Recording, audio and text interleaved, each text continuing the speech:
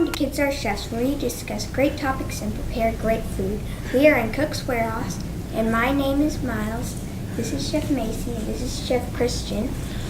And our special guest from Zoo Atlanta, Sanjana. Hi guys, my name is Sanjana. I work at the zoo in Atlanta, and I am in the education department, so I get to do really cool things like teach everybody about wildlife conservation and get to do really cool behind the scenes activities as well with some of our animals.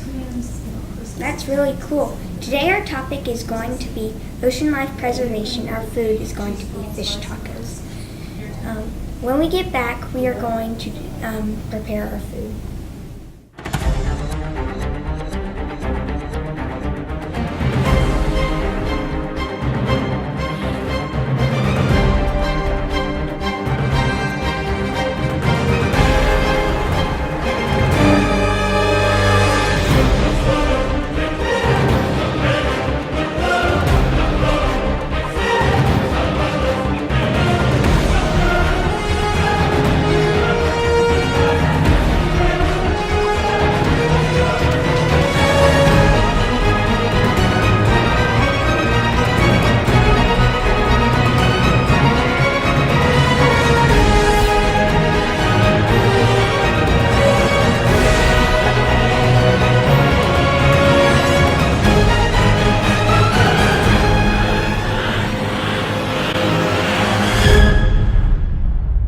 Welcome back to Kids Are Chefs.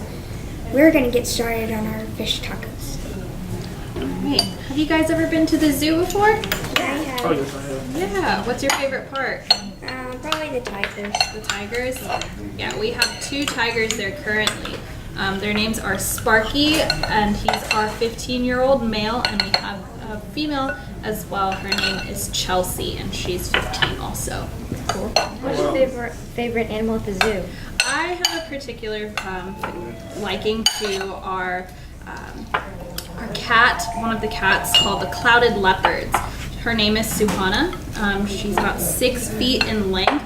Half of her is her body and half of her is her tail. So she's really, really good at balancing. How long have you been working at the zoo? I've been there for 2 years. I started off as an intern.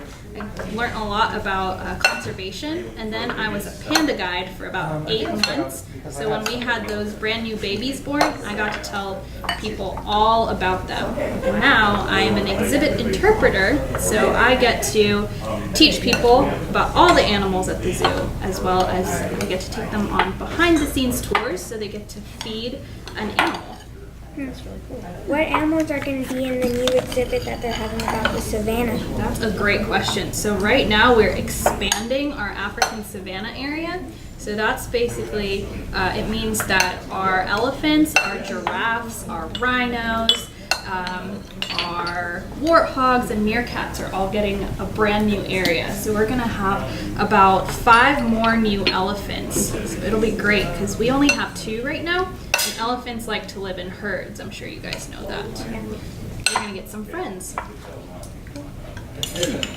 What kind of programs do you do at the zoo? So we get to do a couple different things. Currently, we're doing something called Wild Women. So we get to teach guests about really significant women who work in science. So we have talked about this really cool lady named Karen Chen, and she studied dinosaur coprolite. Do you guys know what coprolite means? I don't know. It means poop. So yeah, we talk about dinosaur poop at the zoo, so it's kind of cool. But you get to learn a lot because you see how much these dinosaurs, like how different they used to be, and by checking out what they eat, you can find out if they're herbivores, omnivores, or carnivores. You can tell a lot about their poop. One time we went to Tellus Museum, and it's somewhere in Georgia, and anyway, they had actual dinosaur poop there. Yeah, the fancy name for poop is coprolite, so in case you wanted to know that. Are there any exhibits that you dislike going to? Oh, good question. I don't think so. I really like watching all of our animals. I would say the ones that, if I had to pick a least favorite, it would probably be the gorillas. I don't really know why. They kind of just creep me out.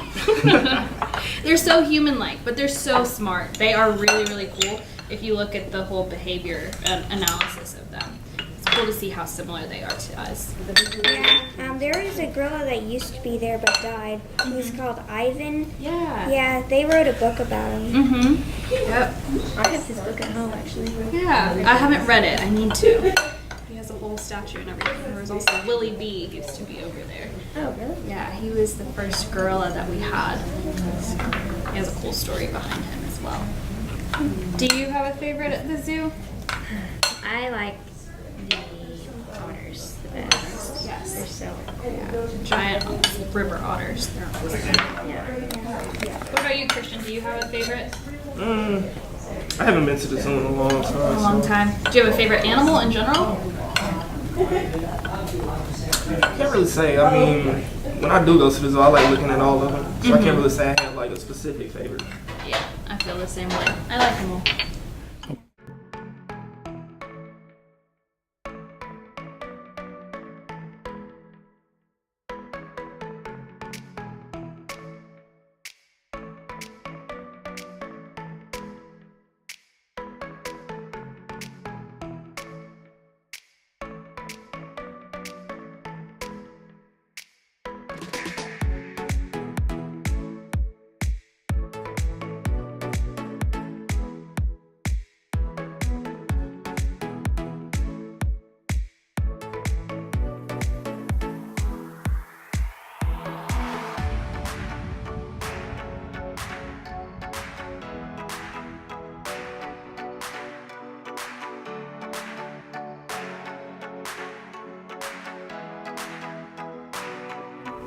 Welcome back to Kids Are Chefs. We are now going to discuss our topic and enjoy these amazing fish tacos.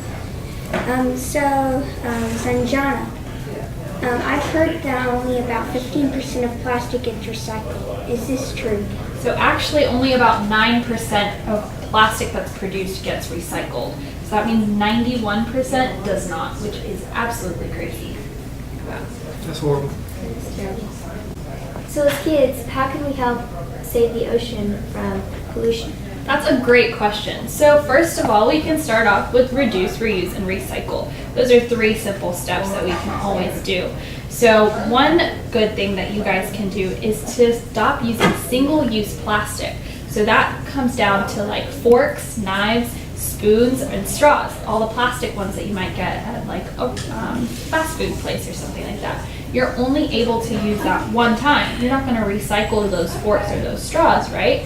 So instead, you can get reusable ones, like bamboo silverware, and you can put it inside of your backpack or your lunchbox or your purse and carry it around everywhere with you. There's also such things as collapsible metal straws, so you can use that instead of getting one of those plastic straws that they give you at different places. There's also paper straws that you can use. And one really cool fun fact, do you guys like ice cream? Yes. Oh yes. Yeah. Do you prefer cup or cone? I like cups. Cups.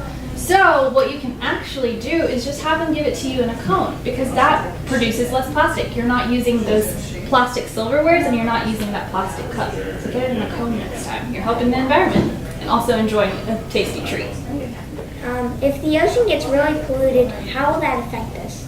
So all this pollution from plastic, it actually causes a lot of chemicals that get into our waterways.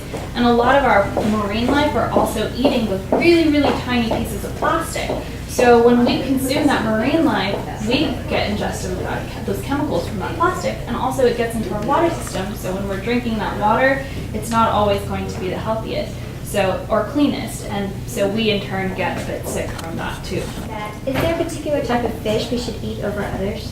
So it's not necessarily that you have to eat a specific type of fish over another one. It's that you want to make sure that it is sustainably caught and that these animals aren't, the rest of the animals in the ocean aren't getting harmed when people go out to catch the certain type of, tilapia or salmon.